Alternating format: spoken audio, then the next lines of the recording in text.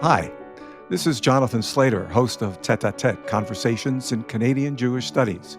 Tête-à-Tête is a production of the Association for Canadian Jewish Studies, Association d'études juives canadiennes. When I first settled in Canada, in Quebec more than 30 years ago, it was sort of a jarring experience for me. Coming from New York City, a metropolis where at one time, when I was a kid, close to a third of the population was Jewish, I rarely, if ever, reflected on what it meant to be Jewish growing up in America. I didn't think too much about it, at least intellectually.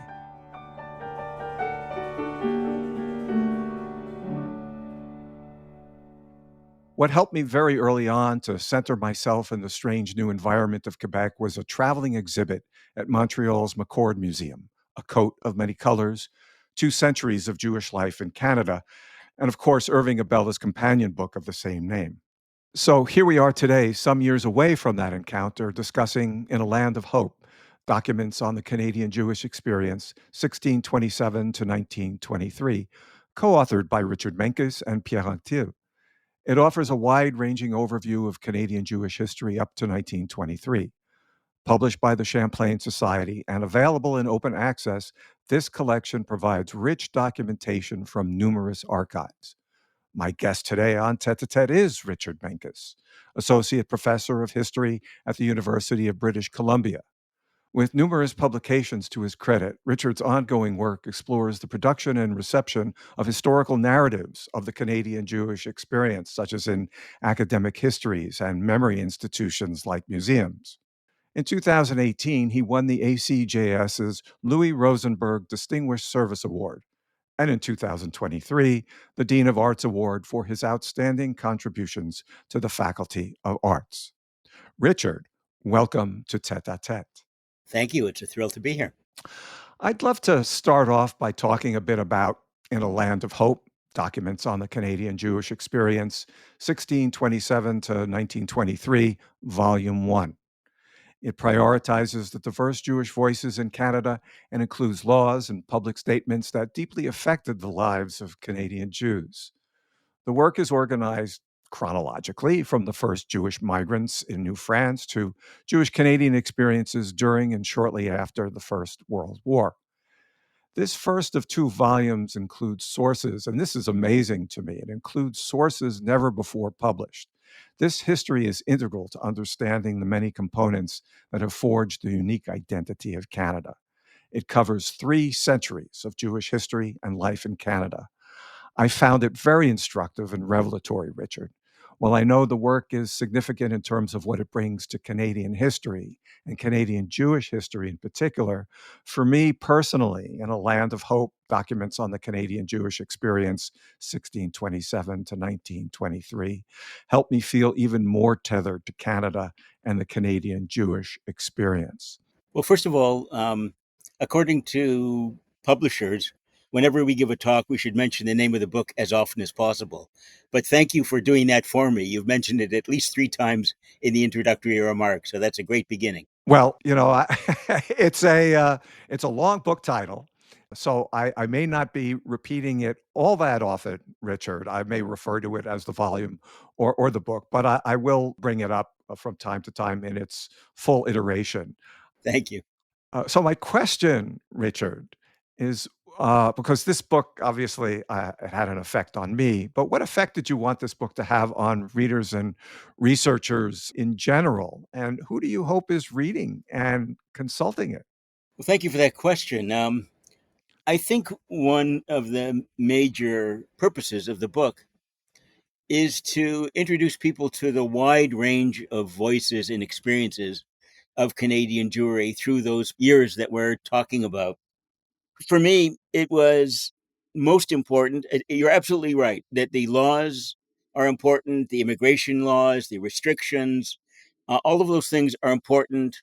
The institutions, the varied institutions that made up Jewish life, whether it be synagogues, free loan societies, left wing groups, all of those are important. And they introduce the heterogeneity of the Jewish community. But I always felt that it was easy to find words and hard to find voices. And I was really looking for a lot of distinctive voices. And I think we found quite a few, and I'm very pleased with that. And hopefully, it'll both introduce people to a wide range of subjects, which they may follow up in, but just hook them in and engage them by hearing these very distinctive voices.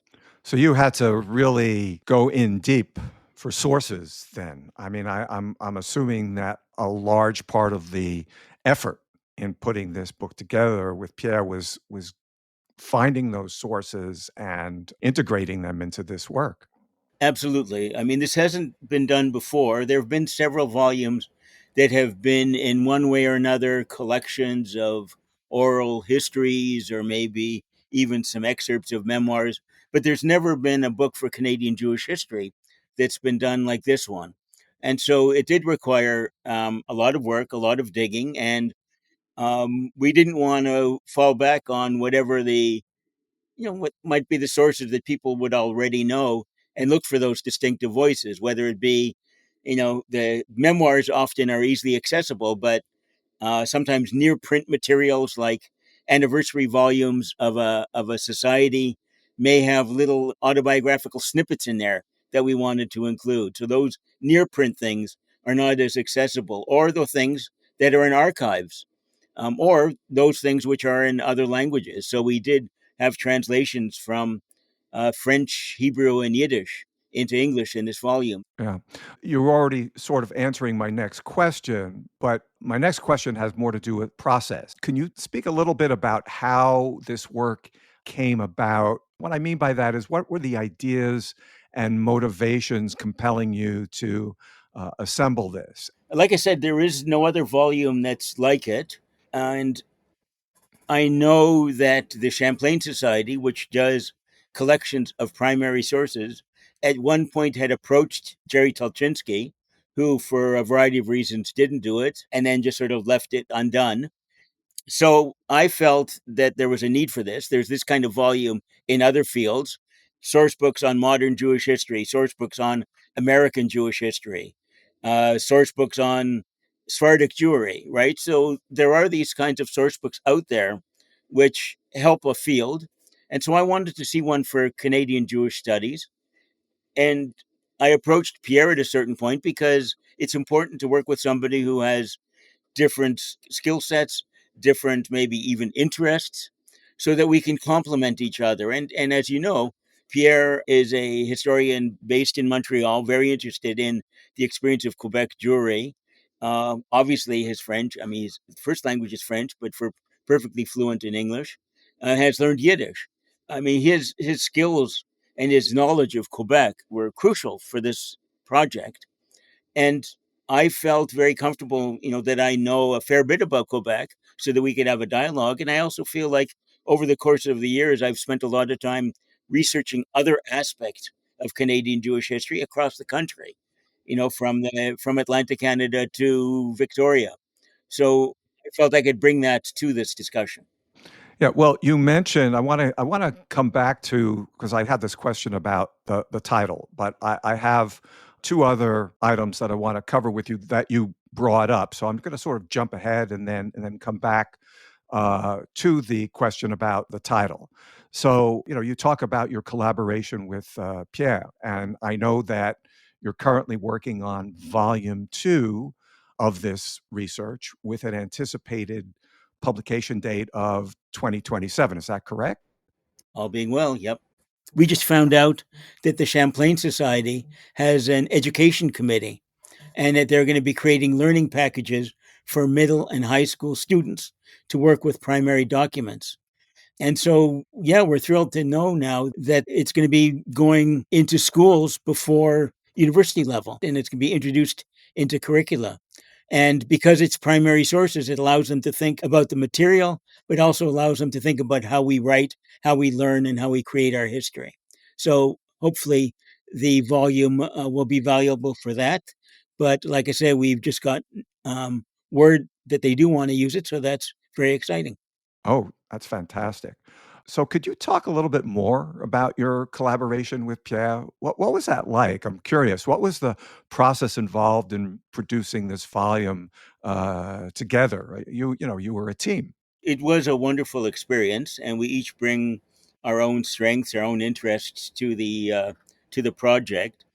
And like I said, Quebec is very much the focus of Pierre's research, looking closely at the relationship between the Jewish community, with an especial interest in Eastern European Jews, and the Quebecois community over the 20th and into the 21st century. So that's very much his interest, and I've got an interest in Quebec, but also an interest in things that developed, as it were, from coast to coast, and have spent time in doing research and in archives from Halifax to Victoria.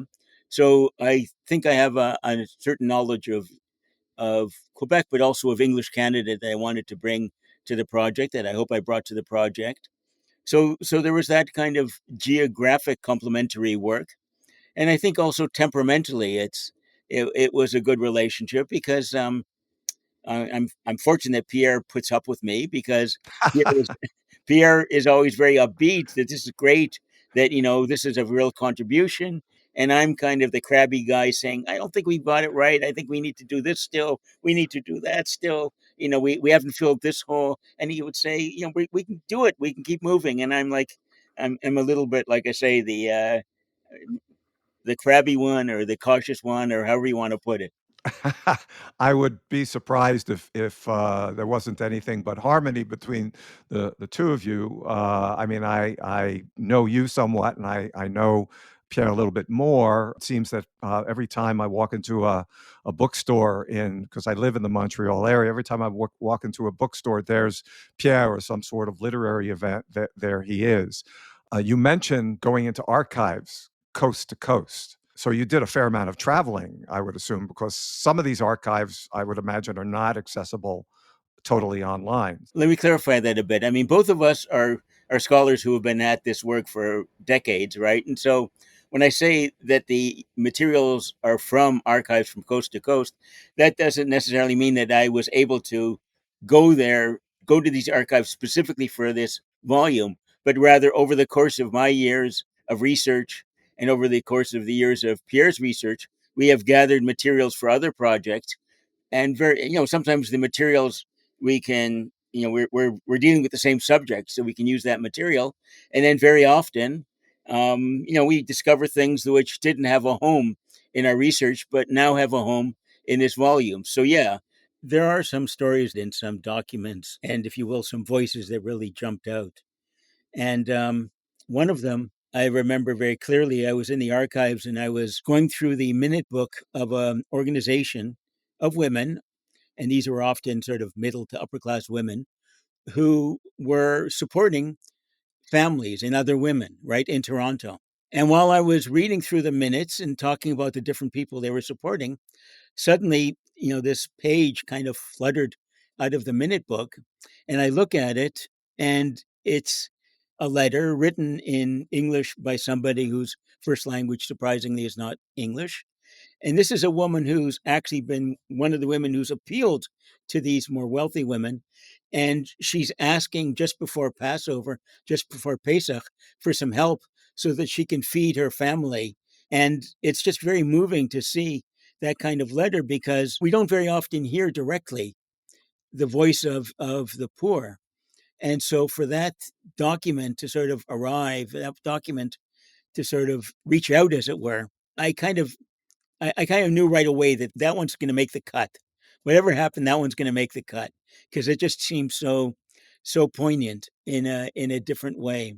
Oh, that's fantastic. There is material from archives from coast to coast, and I would say that perhaps I made one or two visits that were specific for this volume, but really the materials are from across the country, and that's because over the years I have done research across the country, just as Pierre has done a great deal of research on various aspects of Quebec's history.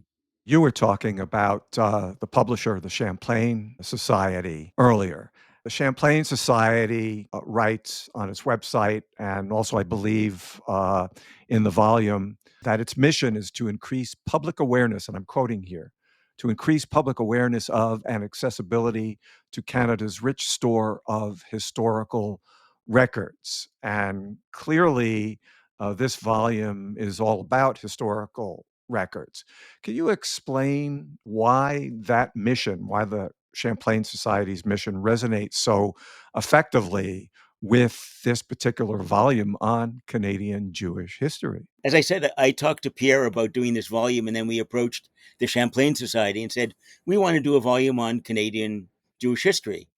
And they said, no, we want two. We want two volumes. Okay. So that's how the first interaction with the Champlain Society went Well, between. they didn't reject the proposal outright, which is No, they good. did not reject the proposal. They just told us that we're going to be doing a lot more work than we had expected. The Champlain Society has had, as you say, this long-term mandate of raising awareness of Canadian history through the primary sources. I would say that for many of its early years, a lot of the sources that they did would be, kind of classic sources of, the letters of Champlain or of Cartier or whomever. And and more recently, they've kind of broadened their understanding of what they could be conveying.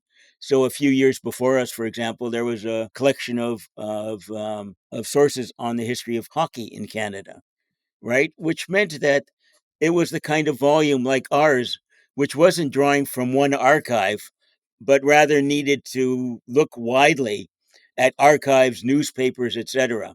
So we are contributing to the sort of Champlain Society's mandate, but perhaps part of a newer generation of that mandate, where they are looking to sort of broaden their horizons a little bit and do topics which they hadn't done in their early years. So we were thrilled that they were willing to, work with us, and we were thrilled too, because they have such high profile and that we can reach an audience that was both Canadian studies, and also, by producing a volume that in the end was also in paperback, which was fairly affordable. And then, of course, through a variety of support contributions from York, UBC, we were able to put the volume online.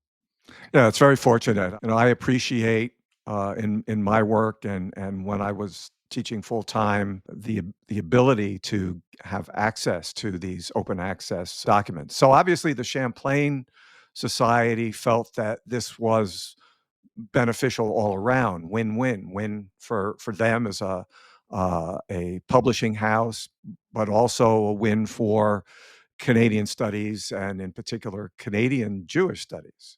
That's my impression, and like I say, I think it fits very well with their commitment to doing new kinds of volumes with new topics, which goes beyond what the earlier generation of volumes was dedicated to.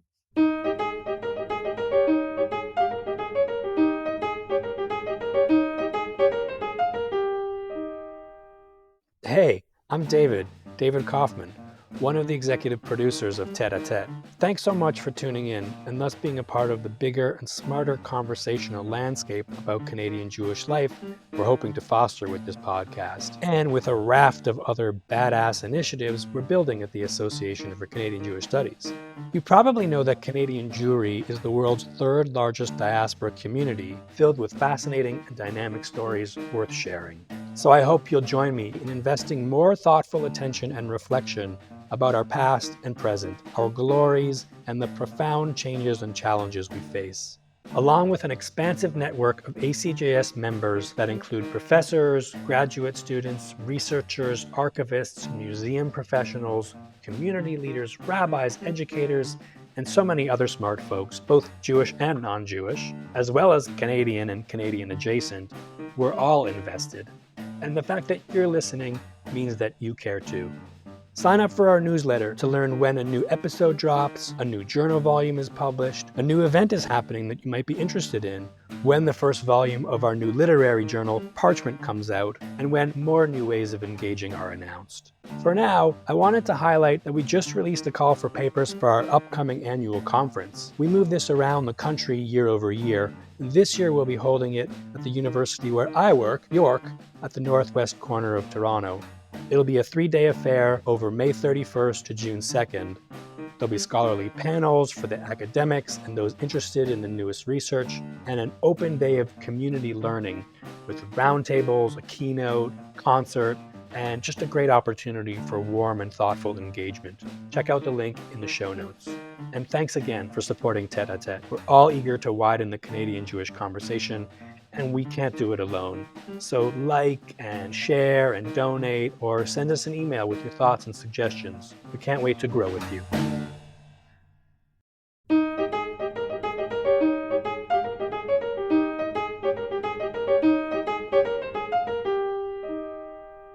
Welcome back.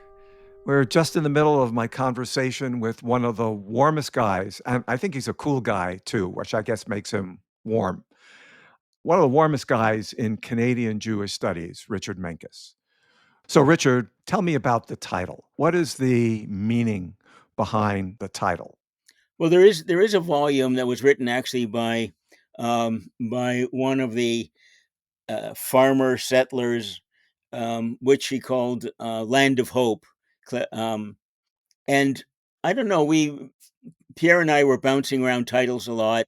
And to be honest, I thought that we needed to come up with a title that didn't have trees and roots in it, because there are a few of those out there already.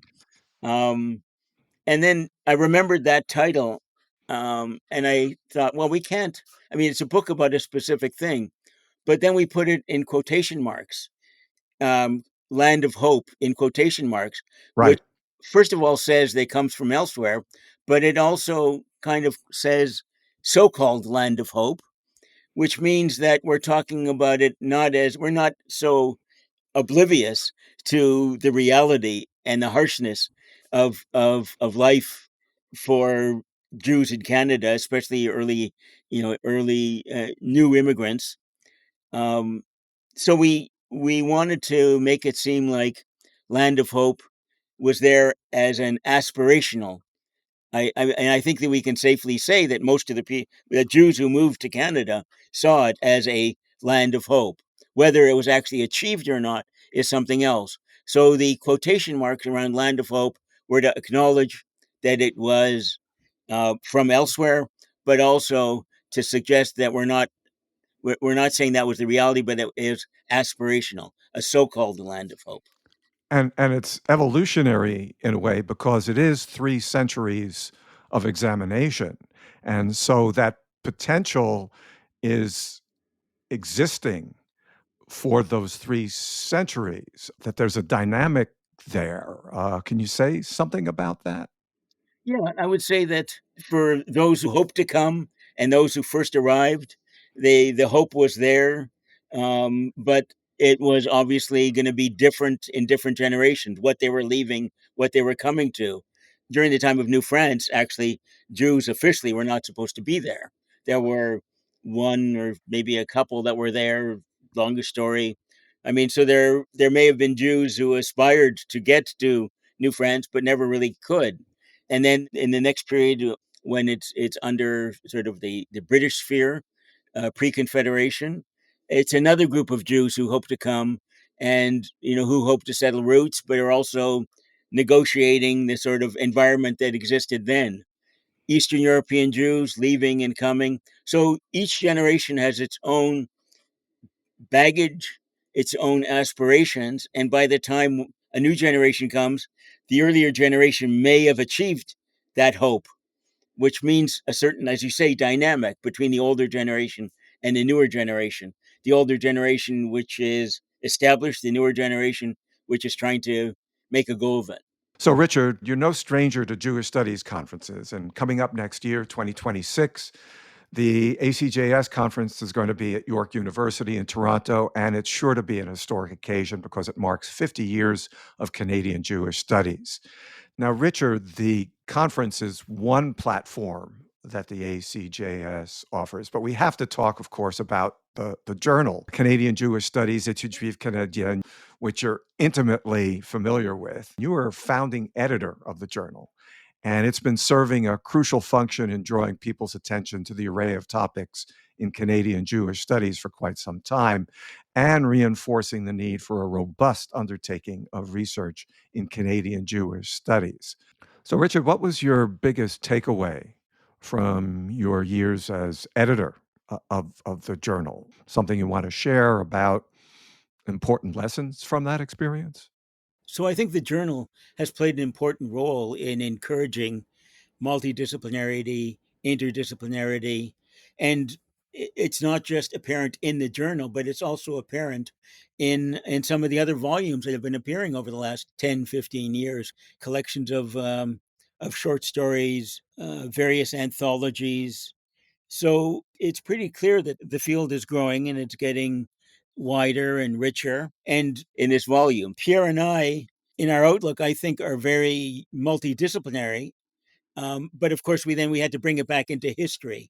And it wasn't I won't say we had to shoehorn it into history, but we had to bring that sort of breadth of interests into the history. And I think to a certain extent, we did it. There's certain elements or certain aspects that maybe we could have done more on, like art or music. But as it is, we tried and we tried to broaden the field. But the challenges for volume two will be both the same in that we're trying to cover a wide area, but different because unlike for the first volume, there's an abundance of sources, and we're going to have to pick and choose from the sources, and that's going to be there's so many sources. Like as I explained before, when there were rich sources, sometimes they just jumped out, and there's also been already an anthology that was done, a number of anthologies.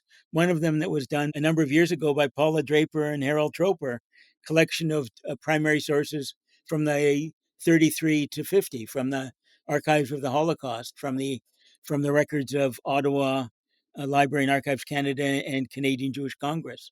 So there have been volumes that are out there. So we're going to have our challenge is going to be to choose from an abundance of material. Obviously we need to look into the Sephardic wave that comes into Quebec, especially in the 50s and the 60s. The other wave that's important, just before that one, would be the survivors who came after the Second World War. So there's a lot of exciting topics that I want to get into, and again, they can there's all kinds of disciplinary approaches to them. You can be a sociologist, you can be a psychologist, you could be hundreds of things. We're going to be historians, but I think we'll try to be sensitive to the to the range of experiences and to what the different disciplines tell us to look for. Richard, I want to go back to you as we wrap up today's podcast episode. And I want to return to this notion of 50 years of Canadian Jewish studies. How do you perceive your work in particular contributing to those 50 years of Canadian Jewish studies? And if you can, please take us beyond that timeline. What will be future productive directions? I mean, you were talking about this infrastructure. What are going to be some of the future productive directions for Canadian Jewish studies? And in the same vein, what advice would you have, say, for young scholars starting out in that field now and over the next 50 years, for example? Okay, so that's a lot of questions. Let It me try. is. You can pull it apart as you like. For somebody my age, let me try to slowly remember it and go through them one by one. So the first question is about reflecting on the last 50 years and perhaps some of my engagement with the last 50 years and where I've Yes, please. Yes. participated in it. I think that there are a variety of ways in which one can enter, let's say, my area of Canadian Jewish history. So some people may have come at it from Canadian history and with a lot of training in Canadian history, and some people may have come at it, as did I, and maybe other people like Ira Robinson, with a lot more background in Jewish history. And I think that created different emphases. Now, if you don't have one, then you need to get the other. Like if you're coming at it from Jewish history, then you need to make sure that you learn more and more about the Canadian context, right? And if you have the Canadian history, then you need to look at, the Jewish history. Make sure you treat Jews as agents rather than as just sort of victims, as it were, of whatever's going on in Canadian history. So I think that bringing those two together has been an important development, and I feel very good about having come at the field from Jewish studies and Jewish history In fact, my first degrees were in medieval Jewish history, of all things. But then I Wow. moved into early modern Jewish history and 18th century France. And the 18th century France led me into New France, which led me into Canadian history. So Fascinating. that particular trajectory is both a little bit weird, but it's also been quite exciting for me to sort of work in this new area. And it was obvious to me when I moved to Vancouver, when I was still working in 18th century French Jewish history, that there were a lot of people working in French Jewish history, but not a lot working in Canadian Jewish history. So I was thrilled to move into this area and to sort of bring whatever expertise I had into it. So I think that the way in which those two are coming together is very exciting, and certainly that's something which the journal and the conferences continue to do, is to encourage people to feel comfortable with both. And part of the way to do that is to have, you know, panels, let's say, with people coming from different directions, and to bring that sense of these topics, whether it be Canadian Jewish history or literature, is a joint project between those with background in Jewish studies and those with background in Canadian studies. So that kind of training that would have both, but also dialogues, would be, I think, a great thing for us to continue to do at the conferences and with the journal.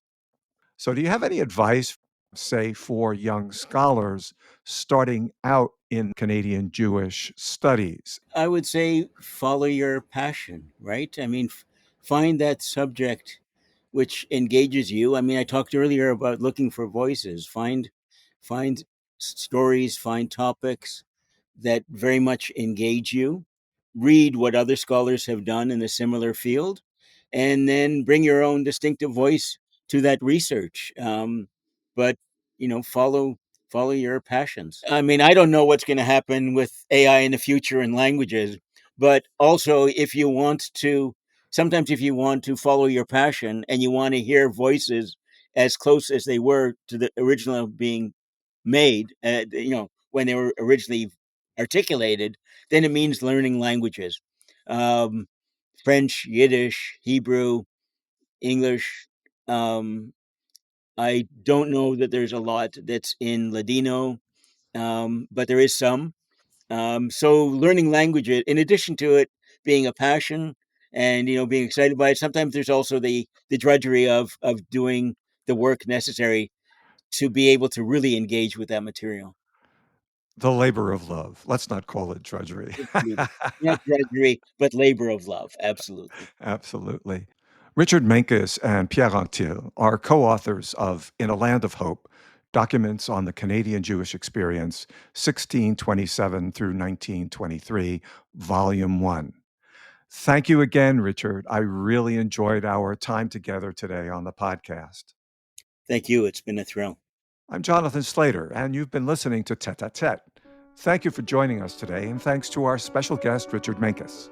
This show is produced and edited by Theodora Draper in Toronto. Our music is provided by J.K. Bradley. Our executive producers are Joshua Tapper and David Kaufman. Tete a Tete is a podcast of the Association for Canadian Jewish Studies. You can find out more about the ACJS and link to our journal and past podcast episodes by checking out our website, acjs-aejc.ca, with plans to be new and improved by early 2026. Stay tuned for additional information. We're grateful to our supporters, the Taubin family, the Israel and Golda Koshitsky Center for Jewish Studies, the Social Science and Humanities Research Council's Aid to Scholarly Journals program, and the J. Richard Shiff Chair for the Study of Canadian Jewry. In the show notes, you can find a transcript of my conversation with Richard Menkis and a link to In a Land of Hope, Documents on the Canadian Jewish Experience, 1627 through 1923, Volume 1. Open access to the Champlain Society volume was made possible thanks to generous financial contributions from the J. Richard Shiff Chair for the Study of Canadian Jewry at York University's Israel and Golda Koshitsky Center for Jewish Studies, and from the University of British Columbia Open Access Fund. We'd love it if you could share, like, and rate our podcast. You're also invited to add your email to the ACJS's occasional newsletter or support the ACJS's amazing work by following links in the show notes. If you have comments or thoughts about this podcast episode or any other of our episodes, feel free to email us at acjs@yorku.ca. Come back and join us for another conversation.